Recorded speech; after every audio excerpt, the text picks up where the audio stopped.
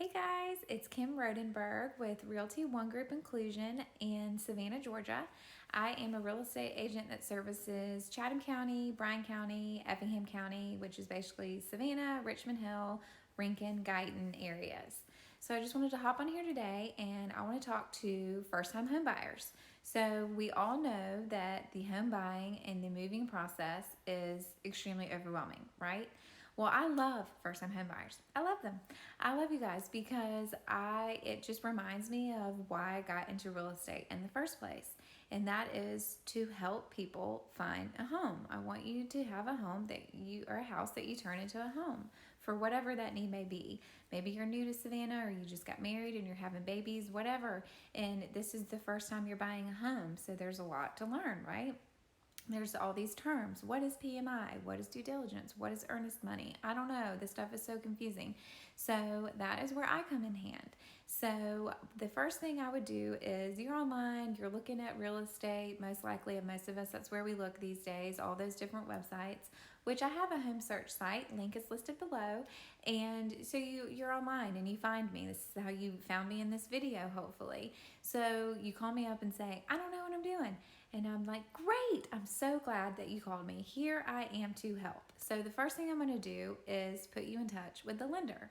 I want you to work with a local lender, somebody that knows the areas, knows the different fees, knows the correct amount of taxes, and all of those online mortgage calculators and things. Those are great to kind of get you started and maybe give you a ballpark. But to really begin the pre-approval process, you're going to want to speak with a lender, preferably a local one. I, like many other realtors, I'm sure, have contacts and different local lenders that they work with that I could refer you to. So there's different things that are going to come into play for what you truly can afford or choose to pay in a mortgage, right? There's different interest rates, obviously. There's the PMI. What is PMI? So typically PMI is a private mortgage insurance of if on a conventional loan you do not put 20% down, you are going to be charged a monthly PMI payment. That is included in your mortgage payment every month, and it's basically a fee that the lender charges you to because of the not putting 20% down on your loan.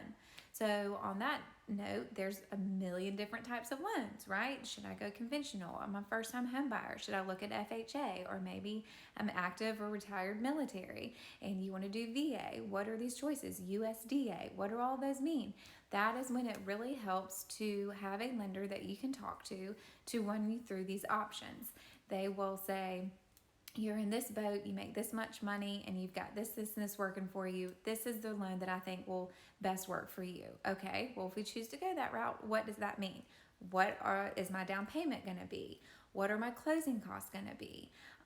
Closing costs is something that can be negotiated when buying a home, that they are the buyer's responsibility, but the seller can help contribute to pay towards those. Well, we want an estimate of what that's going to be. Typically, somewhere between 3 and 4% of the sales price is going to be your closing costs. So who's going to pay for that?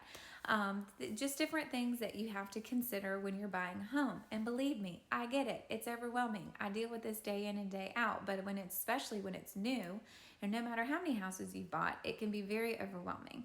But when it's especially your first time, you don't know what these terms are, it is a lot. I am here to help. So say that we've put you in contact with the local lender. Yay, you're pre-approved, and this is the price range you want to be in. You want to go look at a home that's $400,000. Great, let's go. So off we go, and we find the perfect home. Woohoo, it's time to buy the home. So I myself would type up the paperwork and get everything together, which we would need to know your loan information by then, and hopefully have tied some things down with you choosing a lender. And we put in an offer, and it gets accepted. Woohoo! We're going under contract. That's when the fun really starts. So what does that mean? We are officially under contract. You are moving towards buying a home. So we enter what is called the due diligence period. So the due diligence period is typically 10 to 14 business days, or 10 to 14 days consecutive of what is considered the due diligence of what we do to get you ready to buy this home. So in that period, we would then line up an inspector, which again, as an agent, I will have different vendors that I can contact for various things and work with all kinds of different inspectors and things that you would need to be put in contact with, and we line up for the inspector to go out there and do an inspection of the home. Also, during the due diligence period, we would pay what is called earnest money. What is earnest money? So that is a good faith deposit that we are showing the sellers, hey, we are serious buyers. We have the money and the ability to buy this home, and here is a deposit to show you how much we would really like to buy this home. So it can be anywhere from $2,000, $10,000, depending on the price of the home and what we feel is the right amount to show the sellers that you're serious qualified buyers, which at this point, after being pre-approved and we are in the correct price range, you are. So we get the inspector out there, and I go out there myself. You as a buyer are welcome to attend as well, and they give us the thorough inspection of the home. So in a perfect world, nothing would come up on the inspection and we just coast right by, right? Well, that's not necessarily always the case. So say something comes up on the inspection that we want to address. We then do an amendment to address concerns, where we are going to type out just that. We are going to say, sellers, we are concerned about XYZ, and we type it out on this amendment to address concerns.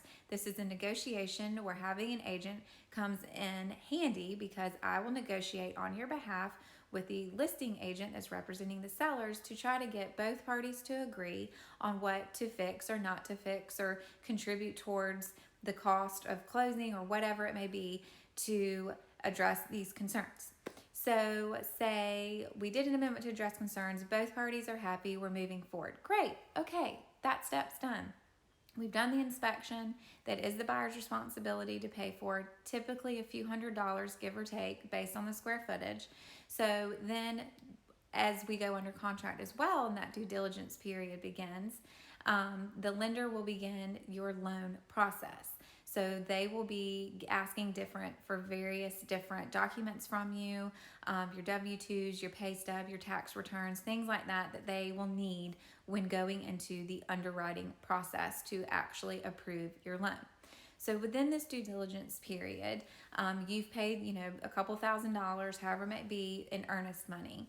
And then you sleep on it for a few days and decide, maybe something major came up on the inspection, or you just decide we don't like this area, or, this home really isn't the one. Within that due diligence period, you as a buyer have the right to back out of purchasing that home and still get your earnest money back. You will get that deposit back if it's within that due diligence period. If you, get cold feet a week before closing, please understand, if it is not within that due diligence period, you will lose that money. That money is going to be given to the seller just because you decide a week before closing that you, for whatever reason, decide not to purchase that house. You are still obligated to pay the seller that earnest money if it is not within that due diligence period. So we want to avoid that, obviously, at all costs, right? So we got to make sure we do our due diligence and make sure this is the right home, and we cross all the boxes. So the lender's doing the loan process. It's got your information. It is passed into underwriting. They're doing the nitty-gritty details of figuring out, we're going to approve this loan officially. So we are just coasting towards closing. Closing can be 30, 45, 60 days. It is a negotiating tool as well. It can be as quickly or as lengthy as it needs to be, as long as both parties agree on it. And that is addressed on the contract. So the same thing as we negotiate the closing costs, who's going to pay for what, and what that amount is going to be. So these are just different factors to consider, and we're coasting towards closing, and the lender contacts us and says, woohoo, you have been clear to close. Those are 3 words we always want to hear. We are clear to close. Yay, it's a great day. That means that your loan has gone through underwriting. You are officially 100% approved of the lender to obtain that amount of money as a loan, and we are clear to close. So we are working with a real estate attorney also through this entire process. And that real estate attorney, which is also negotiable and which I also have different references for, is going to be doing all the title work, making sure there's no liens against the property, making sure the title is clean. They're going to be doing the legal things behind the scenes. They are technically representing the lender. The closing attorney does not represent the buyer. It does not represent the seller. It doesn't represent any of the agents. It is there to help the lender and protect them and try to help everyone involved have a smooth closing, right? All of us are on the same page. We want to have a smooth closing. So you see, we work in different teams, and we have to all try to help each other to get to the closing table. So you've got the clear to close. We're moving towards closing 3 days prior to closing, minimum of 3 days prior to closing. Closing disclosures are sent out on behalf of the lender. Either the lender or the attorney will send them out, and those are sent to the buyer and the seller to review the numbers. The home is selling for this amount. The buyers have put this much down. There's this much in earnest money. The different fees that were involved with closing, attorney fees, things like that are going to be all lined out on that closing disclosure. So you as a buyer and on the seller end as well will look over these disclosure forms and make sure that everything looks good. You will deem them approved, and we show up to closing table. Woohoo! We show up to the closing table to sign all the paperwork for you to officially become a homeowner.